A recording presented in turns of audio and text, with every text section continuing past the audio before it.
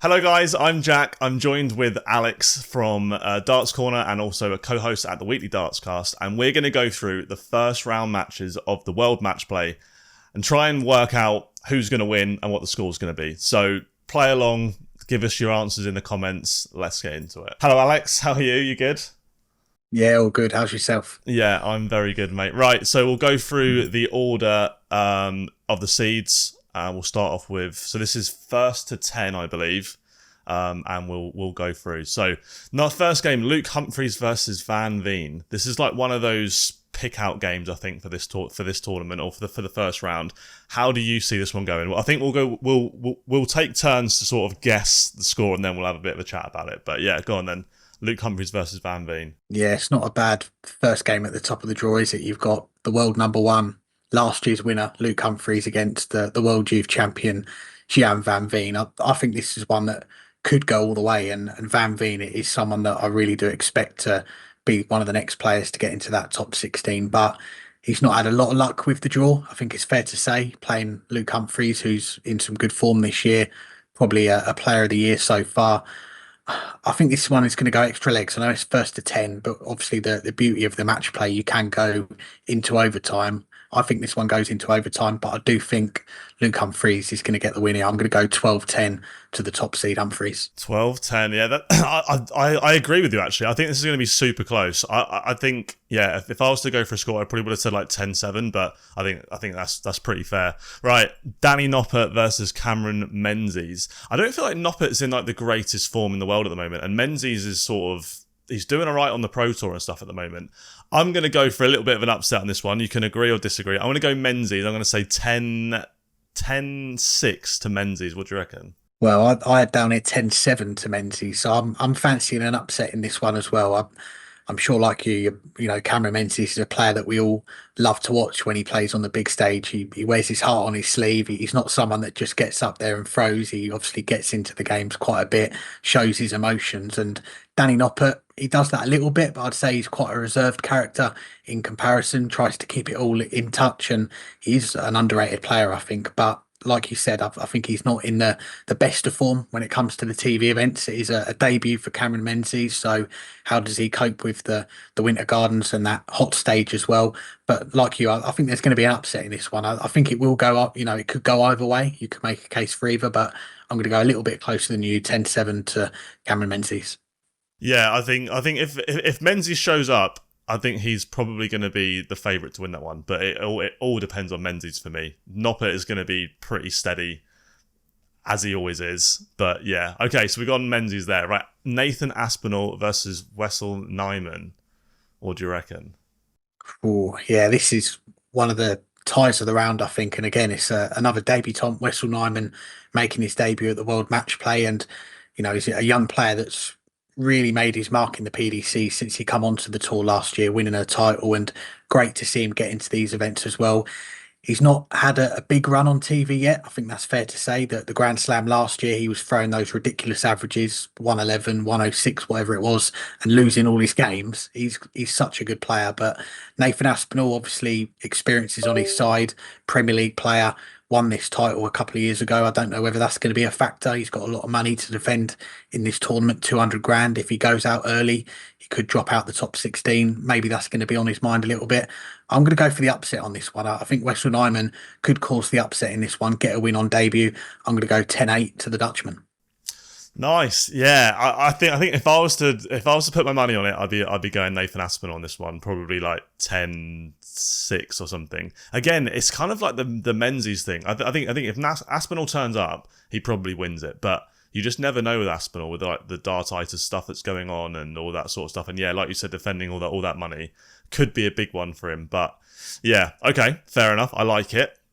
James Wade versus Joe Cullen. I feel like a year or two ago, I just say Cullen easy. I just say Cullen wins this, but I don't think Cullen wins this at all. I think this is James Wade's game. I think he's in some good form at the moment and at the right time as well for this tournament coming round. Cullen, I just don't see his name as often as like I used to. It's just kind of a bit weird. He's one of my favourite players. I do really like him, but I don't think he beats James Wade here. And I think James does this kind of comfortably as well. I think he does it like 10-4, 10-5. What do you reckon? Yeah, I've got James Wade down there as well. I think he is the player in a lot better form than Joe Cullen at the moment. He did win a title fairly recently, and last year's match play, James Wade kind of snuck in right at the end. He was the 16th Pro Tour qualifier this year. He's the ninth seed, so that shows you the turnaround that he's had in the last 12 months. Got to the UK Open final quite recently as well. Beat Luke Humphries on the way.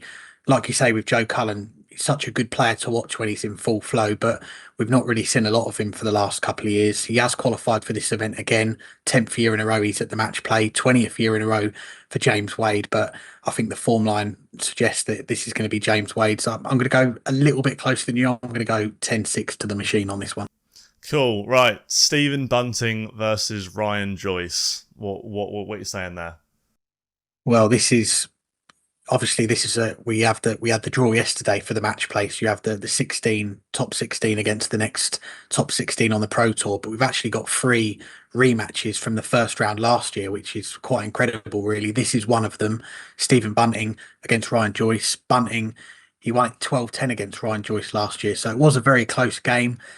I think this one's going to be a little bit more one-sided this year. I think Stephen Bunting's in some excellent form. Okay, the Premier League didn't go according to plan, but away from the Premier League, he's won on the Euro Tour, he's won on the World Series.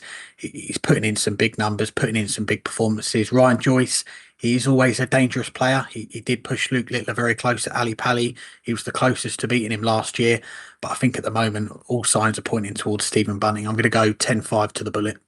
Yeah, I had the exact same score, 10-5 Stephen Bunting. So yeah, that's fair. This next one is an interesting one for me. Gary Anderson versus Luke Woodhouse. I think this one could be a really good game. It just depends what Anderson turns up. I think Luke Woodhouse is in some really good form at the moment. He's playing some really steady stuff. I mean, just to qualify for this tournament, you have to be playing well. So yeah, I'm probably going to go... I think if Gary Anderson turns up, he wins. But I wouldn't be surprised if Luke Woodhouse can cause a bit of an upset in this one. It just depends what Anderson turns up. But I'm going to assume Anderson does turn up, and I'm going to say Anderson wins this one 10-6. Yeah, it's a potential banana skin, I think, for Gary Anderson. This one, Luke Woodhouse, he's not a player that people talk up a lot, but I think he's a bit similar to Danny Noppert. Really, he's quite an underrated player, but he is in the match play again. He was in it last year. That was his debut. He's got in it again this year, and it is such a hard tournament to qualify for. So it just goes to show what he's been able to do away from the TV cameras the last 12 months. That's probably the next step for him, isn't it? Having that big run in one of these events like the match play. I know he got to the semi-finals of the European Championship last year, that crazy event where we had Jermaine Wattimena against Rich Edhouse in the final. So that maybe was an opportunity missed for him to go a little bit further. It is a tough draw though, Gary Anderson. I think when he's firing, he's a contender for this title, and I think he's going to get the win in this one as well. Similar to the last game with Stephen Bunting, I think it is going to be 10-5 around that range, I think, for Gary Anderson. Cool, right. Johnny Clayton versus Martin Schindler. I think Martin Schindler's number one seed on the Pro Tour, I think, for this. So in very, very good form. What do you reckon to that one? Yeah, I think this is a sneakily very good game, and it's a game that could steal the show. I think they're playing on the Sunday night, which has also got Gary Anderson, Luke Littler, Stephen Bunting, some big names in there. But I think this could be the game of the night because these two very closely matched. I think I know Johnny Clayton's having a good year so far. Got to the World Masters final, won on the Euro Tour. Martin Schindler, he's won on the Euro Tour as well.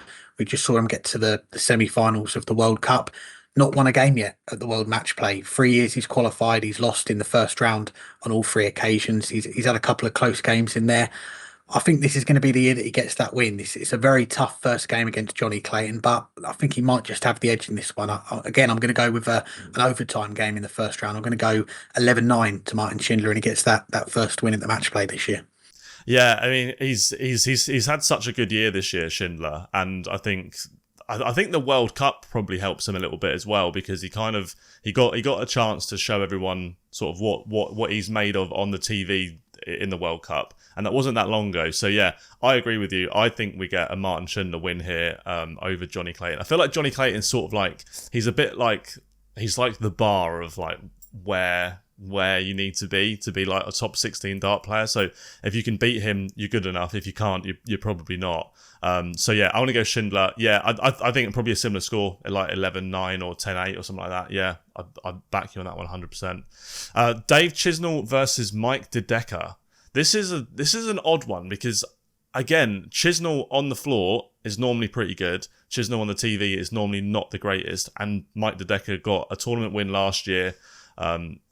Yeah, just signed over to Mission as well. Got some new darts. I feel like sometimes a new set of darts can like really sort of bring on a different level of play for someone. It's hard for me to go against Chizzy because he's one of my favourites, but I do think I would sway my opinion over to Mike De Decker for this one just slightly. I think this is probably one of the most 50-50 games in this draw, but I'm gonna give it to De Decker. We'll go like is it 13-12? Is that like the furthest you can get? Last leg decider. We'll go 13-12 last leg decider. Mike De Decker. What do you think? I don't think Roger will be able to cope with a 13-12, but yeah, it is a tough one, isn't it? Like you say, I think this is a bang on. It is a 50-50. Dave Chisnall, we've not really seen a lot of him on the TV the last few years. The Euro Tour, he's had some great runs the last couple of years, winning multiple titles. Not done a lot so far this year. I think it's been very inconsistent from him. Mike De Decker, he didn't get to the match play last year. And a month later, he won his first title on the floor. A couple of months later, he won the World Grand Prix. So he's a player that is capable of going through the field, winning one of these big tournaments. The match play, he's not won a game yet. Made his debut 2023. Maybe it's going to be like the Grand Prix where he lost his debut and then the year later or the next time he played in it, he won the title. I'm sure he'd love to follow that trend with the match play. Yeah, it's a tough one to call. I did have the Decker down here as well, 10-7, but I think this one could go either way. I will stick with the Decker. I'll stick with my picks, but I wouldn't be surprised if it's the other way and Chizzy gets through. Yeah, I agree. Yeah, again, another one of those sort of like almost 50-50s for me, that game. Right, other side of the draw, we've got Luke Littler versus Ryan Searle. What are you going for on that one? I'm going to have to go with Luke Littler on this one. He's, last year made his debut at the match play, lost to Michael van Gerwen, and that was a run of defeats that he had in the major events. He lost at the Grand Prix in the first round, lost at the European Championship at the first round to Andrew Gilding. There was a lot of talk about, has the bubble burst for him? Well, he followed that up. He won the Grand Slam and he won the World Championship. So we all know how good he is. Ryan Searle, on the other hand, he got to that final on the Euro Tour last year where he missed the match starts against Martin Schindler. I don't know whether that's set him back a little bit. We've not seen him have a big run on the stage since then. I'm going to go with Luke Littler on this one. He will be the big favourite. He's the favourite for the title. I think Ryan Searle can cause him some problems, but I think over that longer format, Luke Littler, he'll have too much. I'm going to go with 10-6 to the world champion. Yeah, that's fair enough. And fortunately for Luke, the match play is played indoors. So after the Hyde Park stuff, I'm sure he's going to be very happy to be playing darts indoors this time. Yeah, I agree with you. I think it's hard to look past Luke Littler. I think that I think Ryan Searle needs his like A+ game to get a win here, and he's not shown that in probably a good year or so. So yeah, I think Luke Littler is a fair pick. Peter Wright versus Jermaine Wattimena. This is an interesting one because you just never know what Peter Wright's going to show up or what darts he's going to use or anything, to be honest. Yeah, I struggle to pick this one just because it's another one that's 50-50. I feel like Peter Wright.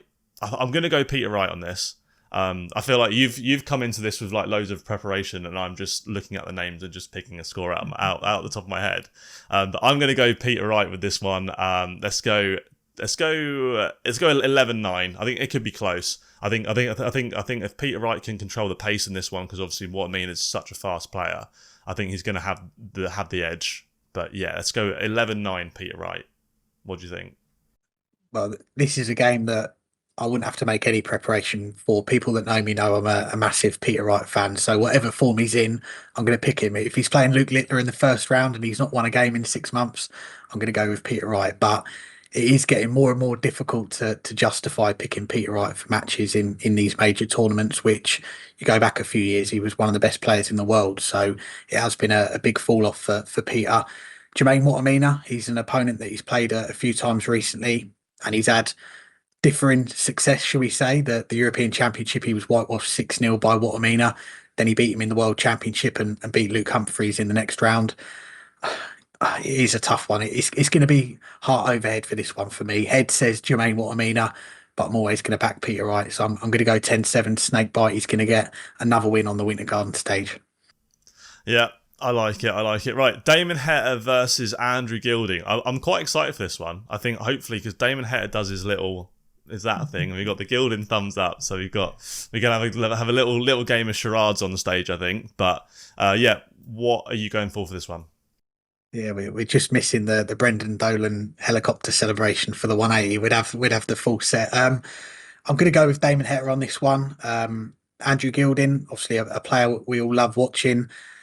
Hasn't had a lot of success on the TV. Last year, he got to the quarterfinals of the match play, had a really good run. Lost to Michael van Gerwen in that one, gave him some problems, but he's not had a lot of success on the TV since then. Damon Heta, someone that we're probably waiting to have that big run on TV. He's done everything else. He's won Euro Tours, he's won Players Championships. He's now getting picked for these World Series events. He's in the top 10, top 8 in the world. I think the pressure is going to be on him on this one to win and have a good run. Andrew Gilding, I think he can go in with a free run. No one's probably expecting him to win, so he can be a dangerous player. But I'm going to go with Damon Heta. I think the form suggests he'll come through this one. I'm going to go 10-5 to the Heat. Yeah, I was thinking the exact same score, 10-5 Damon Heta. He's just in such good form at the moment. And I feel like, even though he's world number 7, I feel like that doesn't do him justice somehow as well. He's playing way better than the world number 7. He's like sort of like a top 5 sort of player at the moment.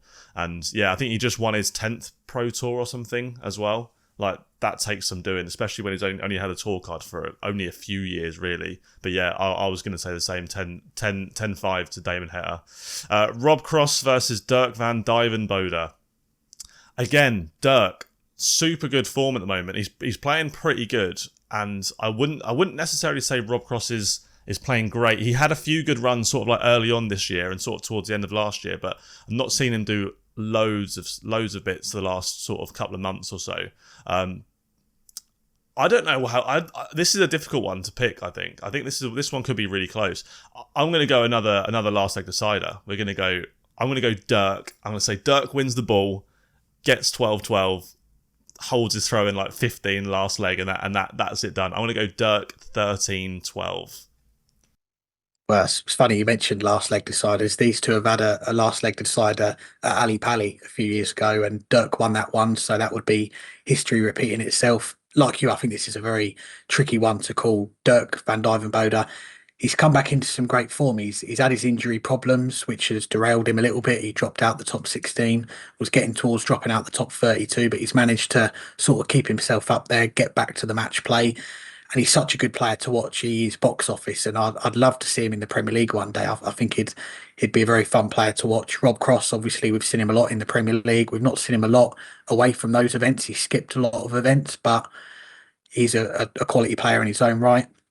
I think this one's going to go overtime as well. I did have Dirk van Duijvenbode on my notes here as well to win. I don't think it's going to go as far as a sudden death, though. I'm going to say 12-10 to the Aubergenius. He knocks out Rob Cross in this one. I like it. Right, one of the picks that Twitter and stuff have gone mad over, which I think 5-10 years ago, fair enough. Michael van Gerwen versus Raymond van Barneveld. Yeah, your thoughts on that one? Yeah, I was just looking out earlier when I was doing some prep for this Darts Oracle. I use them quite a lot. They've played each other 60 times in competitive play. 43 wins for Van Gerwen, 16 for Barney, 1 draw in the Premier League. So game number 61 between these two. And we've got to enjoy it while it's there, haven't we? Because I know Barney said recently that he's starting to wind down from the PDC. We've seen him play in the seniors events. Michael van Gerwen obviously still up there, not as high as he was before. I do think Van Gerwen wins this one, though. Barney, he has come back into the top 32. He's getting back into the match plays, Grand Prix, but we've not seen him go on a deep run, cause some damage. So although Michael van Gerwen's not in the form he once was, I do think he will come through this one. I'm going to go 10-6 to Van Gerwen.